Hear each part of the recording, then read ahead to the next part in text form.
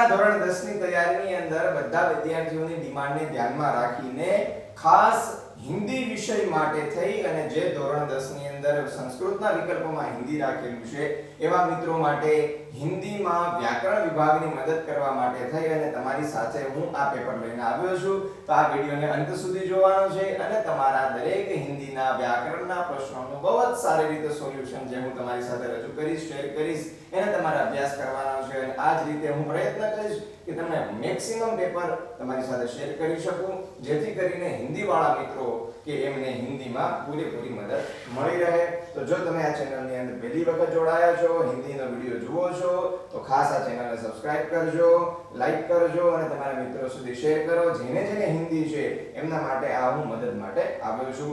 તો આપણે શરૂ કરીએ મિત્રો હિન્દીના પેપરની. તો હિન્દીના વ્યાકરણ વિભાગની અંદર આપણે સૌ જાણીએ છીએ કે 17 માર્કનું આપણું હિન્દીનું વ્યાકરણમાં આવે છે. જે મહત્વનું છે એની જ વાત કરીશ ડાયરેક્ટ તમારી સાથે. તો સૌથી પહેલા મિત્રો તમને પ્રશ્ન આવે છે કહાવત. निम्नलिखित कहावत का अर्थ स्पष्ट कीजिए. તમે જોવા જાવ તો હિન્દી અને ગુજરાતીમાં થોડી ઘણી સામ્યતા છે. સંસ્કૃતનું તમને નહીં કહું કારણ કે તમે સંસ્કૃત એટલું ભણ્યા નથી, કારણ કે તમે આખું વર્ષ હિન્દી રાખ્યું છે. તો સામ્યતા ગુજરાતી સાથે થોડી ઘણી રહેશે, પણ છતાં પણ હિન્દી તો હિન્દી એટલા માટે જ અલગ ભાષા છે. તો દિન દુની રાત ચૌગની આ બે કહાવત છે. હવે એને આપણે ગુજરાતીની અંદર સમજવા જઈએ તો ભાઈ કે ભાઈ દિવસ છે એ બમણો છે તો રાત છે એ 4 ગણી છે. મતલબ કે એમની આવક બહુ સારી છે. અહીંયા જે વાત કરે છે એ આવક બહુ સારી હોય ત્યારે આપણે એની કહાવતના અર્થમાં એવું કહી શકીએ કે ભાઈ बहुत उन्नति, बहुत प्रगति करना, बहुत उन्नति करना, बहुत प्रगति करना, बहुत आगे बढ़ना. આ રીતે તમે આરામથી આનો કોઈ પણ અર્થ સ્પષ્ટ કરી શકો. યાદ રાખજો મિત્રો કે તમે જે અર્થ આપો છો એ અર્થમાં સમાનાર્થી શબ્દો સાથે તમે યોગ્ય રીતે અર્થ આપો તો પ્રગતિ કરો, ઉન્નતિ કરો કે सफलता प्राप्त करना, तेजी से દિવસે બમણું રાતે 4 ગણું, ઝડપથી, बहुत तेजी से प्रगति प्राप्त करना, बहुत तेजी से उन्नति प्राप्त करना. એવો તમે જવાબ આની અંદર લખી શકો છો. ત્યારબાદ મિત્રો શબ્દ સમૂહ માટે એક શબ્દ જહાં મનુષ્ય ન હો. બહુ જ સહેલો અને સરળ કે જ્યાં મનુષ્ય ન હોય એવી જગ્યા જેને આપણે કહીએ છીએ નિર્જન. ઘણીવાર તમે સાંભળ્યું હશે કે એક નિર્જન વન થા. જ્યાં કોઈ ન હોય એવા વનને નિર્જન વન, જ્યાં કોઈ જન નથી. બરાબર? તો શબ્દ સમૂહ માટે નિર્જન વન થશે. નિમ્નલિખિત સંધિ, સંધિ કો છોડીએ. ગુજરાતીની સંધિના જે નિયમો છે મિત્રો એ જ નિયમો સાથે તમારે હિન્દીના સંધિને પણ તૈયાર કરવાનું છે. તો જોઈએ આપણે કે અહીંયા પરમાનંદ, હિન્દી કે ગુજરાતી કે સંસ્કૃત કોઈને પણ તમે જ્યારે સંધિની અંદર છોડવાની વાત કરો છો તો છોડતા સમયે તમે જે એમાંથી શબ્દ મળે છે રોકડો એ શબ્દ પહેલા અલગ કરી લો. તમારું વાંચન હશે તો તમને આરામથી ખબર પડી જશે કે પરમાનંદ શબ્દમાં આનંદ શબ્દ એક ફિક્સ છે. તો એનો મતલબ કે ત્યાં ક્યાંક સંધિ હોવી જોઈએ. તો એની આગળનો શબ્દ છે એમાં પણ એક નિયમ જે લાગુ પડે છે, જે અ પ્લસ આ બરાબર આ વાળો નિયમ આવતા તમારો જવાબ બનશે મિત્રો પરમ આનંદ અને પરમાનંદ. આ પ્રમાણે તમારો જવાબ આવે છે. ત્યારબાદ ફરીથી એ જ નિયમને કન્ટિન્યુ કરતા ફરી અહીંયા સહ વત્તા અનુભૂતિ આવો શબ્દ જ્યારે હોય તો સહ અને અનુભૂતિ હ ની અંદર શું છે? અ છે વત્તા અનુભૂતિનો અ છે અને બંને મળીને શું બને છે? આ. અ પ્લસ અ સમાન સ્વર વાળી સંધિ છે મિત્રો, સવર્ણ સંધિ કહેવાય. તો અ વત્તા અ આ બનતા તમે જો કન્ડિશન સહ ની અંદરથી અ લઈ લીધો, અડધો કર્યો, અ અને અ બંને મળીને આ બનાવ્યું. તો હ નો અ, અનુભૂતિનો અ. તો અહીંયા તમે લખ્યું શું હવે વધ્યું? નું ભૂતિ. કારણ કે અ તો આની અંદર સમાઈ ગયો. હ અધૂરો છે. હવે હ જ્યારે વ્યંજન અધૂરો હોય અને પાછળ સ્વર આખો હોય તો એની અંદર ભળી જશે સહાનુભૂતિ. આ તમારો જવાબ બને છે. આ પ્રમાણે તમે સંધિને વ્યવસ્થિત રીતે કરશો તો ચોક્કસ તમે માર્કને મેળવી શકશો. ચલો આગળ જોઈએ છે હજી વિકલ્પ ચुनकर रिक्त स्थानों की पूर्ति. मतलब કે અહીંયા તમને જે આપેલો છે શબ્દ એનો તમારે અર્થ કરવાનો છે અને અર્થ કરીને તમારે એનો વાક્યમાં પ્રયોગ કરવાનો છે. અહીંયા શું કરવાનું છે? વાક્ય પ્રયોગ છે. તો વાક્ય પ્રયોગની અંદર સૌથી પહેલા જાણીએ શું કહે છે નાકમે દમ કરના બહુ બધી જગ્યાએ આપણે સાંભળીએ છીએ चोर ने पुलिस के नाक में दम कर दिया रात को सोते समय मच्छर ने मेरे नाक में दम कर दिया और બધા શબ્દો અલગ અલગ છે મતલબ કે પરેશાન કરना सीधो सादो अर्थ શું થશે દોસ્તો પરેશાન કરना તો પરેશાન કરना એવો અર્થ કરવા જાઓ ત્યારે હવે એનું વાક્ય બનાવો તો વાક્ય તમારે આનું બનાવવાનું છે મુહાવરો છે આનું તમે વાક્ય બનાવો नाक में दम करना चोर ने पुलिस के नाक में दम कर दिया रात को सोते समय मच्छर ने नाक में दम कर दिया नाक में दम कर दिया ने परेशान कर दिया हैरान कर दिया और कहीं पण बनी શકે છે निम्नलिखित शब्दों का विरोधी शब्द लिखिए विरोधी शब्द આપણે સૌ જાણીએ છીએ सौभाग्यमय वसंतः सौभाग्य और सौभाग्य का विरोधी शब्द होगा हमारा दुर्भाग्य ये तो हम अच्छी तरह जानते हैं इसमें तो कोई दिक्कत नहीं है सौभाग्य का विरोधी होगा दुर्भाग्य और उसी तरह से आपको विरुद्धार्थी शब्द करने में बहुत ज्यादा कठिनाइयों का सामना नहीं करना पड़ेगा वो कैसे क्योंकि सामान्य आगे अ लगा दीजिए और आपका हो जाएगा असामान्य इस तरह से विरोधी शब्द जो आपको बहुत ही मदद करेंगे ये एक एक मार्क के एक एक प्रश्न है बहुत सरलता से आपको आ जाएंगे पर्यायवाची शब्द उसमें थोड़ी दिक्कत रहेगी लेकिन आप थोड़ा अपना पठन अपना वांचन थोड़ा ज्यादा करेंगे तो आपको उसका भी समानार्थी पर्यायवाची शब्द सरलता से मिलेगा कई बच्चे हमारे ऐसे होते हैं जिनको पता नहीं कि पर्यायवाची का अर्थ क्या होता है तो मैं आपको बता दूं दोस्तों समानार्थी जिसका अर्थ एक समान हो ऐसे शब्द को पर्यायवाची भी कहा जाता है समानार्थी का समानार्थी होगा पर्यायवाची ठीक है तो शुरुआत का समानार्थी हम कहेंगे प्रारंभ या फिर आरंभ प्रारंभ है प्रचंड है प्रारंभ शुरुआत और जल्दी यानी कि जिसमें बहुत सारा जल समाया है उसको जल्दी कहेंगे तो क्या होगा वो हमारा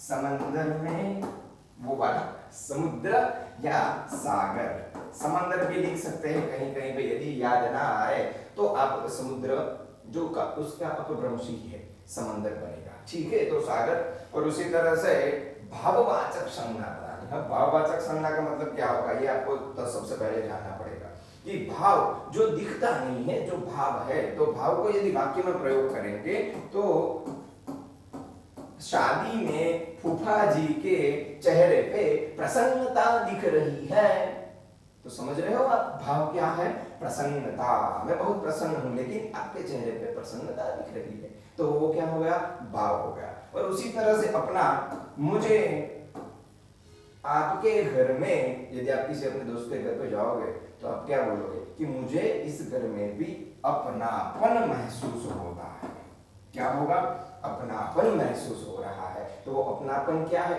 वो भाव है वो दिखता नहीं है वो व्यवहार से आता है और जो सामने ना हो जो व्यवहार से जिसको हम ना फील कर सके ना फीलिंग्स है तो जो फील कर सकेंगे उसे अपनापन ऐसा भी कह सकते हैं ठीक है तो ये हो गया भाववाचक आपको जो भी शब्द दिए होंगे दोस्तों उसको आपको भाववाचक में इस तरह से परिवर्तित करना है अब आगे देखते हैं कर्तृवाचक मतलब कि ये जो शब्द दिए होंगे कर्तृ का अर्थ होगा दोस्तों कर्ता मतलब यहाँ पे आपको कर्ता बनाना है कि विज्ञान तो विज्ञान से जुड़े हुए जो लोग हैं आप क्या कहेंगे उन सभी को उनको आप कहेंगे दोस्तों वैज्ञानिक क्या कहेंगे विज्ञान को आपने क्या लगाया आपने इक प्रत्यय लगाया ठीक है ये इक प्रत्यय लगाते ही विज्ञान का हो जाएगा वैज्ञानिक उसी तरह से समाज का सामाजिक हुआ विज्ञान का वैज्ञानिक हुआ और उपदेश अब उपदेश देने वाला कौन होगा विज्ञान को पढ़ने वाला वैज्ञानिक कहलाएगा उपदेश को पढ़ने वाला उपदेशक जो उपदेश देता है उसको आप कहेंगे उपदेशक ठीक है तो ये आपके जवाब होंगे उसी तरह से आपको कर्तृवाचक संज्ञा बनाने में खास ध्यान रखना है कि जो शब्द दिए हैं वो करने वाला व्यक्ति वो कर्ता हो जाएगा शब्दों की विशेषण संज्ञा अब विशेषण क्या होगा जो विशेष से विशेषण जो अलग जैसे कहते हैं ना कि ये सभी लड़के हैं अब सभी लड़कों में गोरा लड़का काला लड़का तो आपने विशेषण लगाया अब यहाँ पे और शब्द दिया है तर्क अब तर्क का आपको यदि विशेषण में संज्ञा बनानी है कि आपकी बुद्धि कैसी है, तो बुद्धि में तर्क है, लेकिन जो बुद्धि तर्क वाली है उसे आप क्या कहेंगे? तार्किक बुद्धि। इसकी बुद्धि कैसी है? तार्किक। तो तर्क में इक प्रत्यय लगाना है, तार्किक बनेगा। उसी तरह से परिवार शब्द की यदि आप विशेषण में संज्ञा बनाए कि यहाँ माहौल कैसा माहौल है, इस घर में कैसा माहौल है, ये जो मूवी है, ये मूवी कैसी है कि ये मूवी पारिवारिक है। परिवार शब्द में आपको इक लगाना है और आपका जवाब बन जाएगा पारिवारिक। पारिवारिक यहाँ पे बा, ठीक है, पारिवारिक शब्द। उसी तरह से दोस्तों आपका अंतिम प्रश्न यानी कि समास। समास को पहचानना है। समास को पहचानने के लिए आपको सही तरीके से शब्द के अर्थ को जानना पड़ेगा। देखते हैं रात दिन, जहां पे दो शब्द की समान महत्व है, समान अवस्था है, दोनों का एक समान महत्व होगा और दोनों शब्दों में आपको बीच में और ये संयोजक से आप जोड़ोगे तो जो समास होगा वो समास कहलाएगा द्वंद्व समास। मतलब कि रात और दिन, मैं रात को पढ़ाई करता हूं, मैं दिन में पढ़ाई करता हूं। रात का भी महत्व हुआ क्योंकि रात भी अपनी वाक्य बना सकता है, उसी तरह से दिन का भी महत्व, दिन भी अपना वाक्य बना सकता है। तो मैं रात को पढ़ाई करता हूं, मैं दिन को पढ़ाई करता हूं, मैं रात दिन पढ़ाई करता हूं। रात और दिन द्वंद्व समास याद रखना है। आईएनपी है, ये तो पूछेंगे ही पूछेंगे, ठीक है, द्वंद्व समास रात दिन। अब राजपुरुष संस्कृत में इसकी संधि हो जाएगी, सॉरी विग्रह होगा रागनः पुरुषः, राजपुरुषः, षष्ठी तत्पुरुष समास, और हिंदी में भी यही होगा। राजा का पुरुष जिसको राजपुरुष कहा जाता है, तो यहाँ भी आपको तत्पुरुष समास लिखना है। तत्पुरुष समास जो दो शब्द विभक्ति के अर्थ से जुड़ेंगे, विभक्ति यानी प्रथमा द्वितीया तृतीया से लेकर सप्तमी तक की जो विभक्ति के अर्थ है, वो विभक्ति के अर्थ में जुड़ने वाले जो भी शब्द होंगे, जैसे कि हाथ से लिख रहा हूं तो क्षय से ग्रस्त है, हस्तलिखित हाथ से लिखना, तो ये जो से है, मैं किस लिए काम कर रहा हूं, मैं इसलिए कर रहा हूं, मैं घर से बाहर जा रहा हूं, ये सारे शब्द में ये मेरा है, रमेश का घर है, दशरथ का पुत्र है, तो ऐसे शब्दों में जो बीच में जो का, मेरा, मेरे लिए, तो लिए है, से है, ये सारे शब्द क्या होंगे? विभक्ति के प्रत्यय के, और ये विभक्ति के प्रत्यय से जुड़ने वाले जो भी शब्द है वो तत्पुरुष समास कहलाएंगे। तो ठीक है दोस्तों, इस तरह से हमने आपके लिए व्याकरण के विभाग को प्रस्तुत किया है। यदि आपको कोई प्रश्न है तो आप कमेंट में जरूर बताइए। हम प्रयत्न करेंगे कि आपके जो भी प्रश्न है उसको हम सही तरीके से उत्तर दे पाए और हमारे जो भी हिंदी के पूरे मार्क्स है वो कोई भी मार्क्स हम न जाने दें और अच्छी तरह से पढ़ाई करें। यदि आप पहली बार इस वीडियो को देख रहे हैं तो वीडियो को जरूर से लाइक कीजिएगा, कमेंट कीजिएगा और अपने दोस्तों को शेयर करिएगा। ये देखिए दोस्तों, हमारी बिल्डिंग है गांधीनगर सेक्टर 24 में, जहां बच्चे बहुत अच्छी तरह से पढ़ रहे हैं। हमारे पास पढ़ने के लिए कौन कौन से दौर हैं?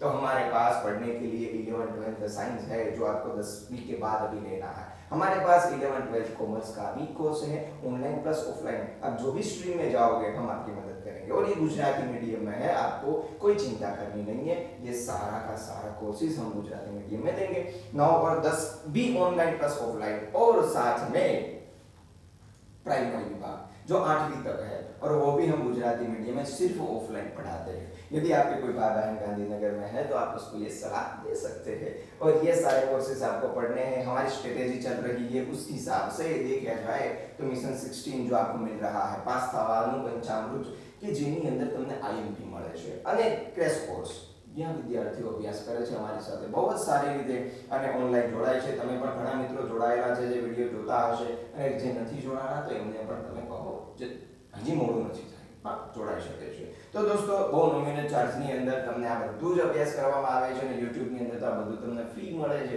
પણ ફ્રી આટલું સરસ મળતું હશે તો પેઇડમાં કેટલું સરસ હશે એ તમે વિચારી શકો છો, રાઈટ। તો कोई पण क्वेरी हो तो आप इस नंबर पे हमारा संपर्क कर सकते हैं, आपको जरूर से जवाब दिया जाएगा। अपनी सीट को बुक कीजिए, अच्छी तरह से पढ़िए क्योंकि हमारे पास 11th 12th भी है।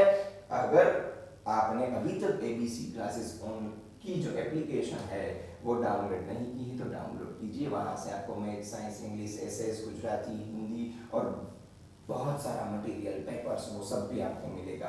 तो और कोई दिक्कत हो तो ये नंबर पे कांटेक्ट कीजिए, और कोई डाउट है तो कमेंट में बताइए। मिलते हैं अगले वीडियो में अच्छी तरह से और नया पेपर, नया विषय लेकर के। तब तक के लिए सभी को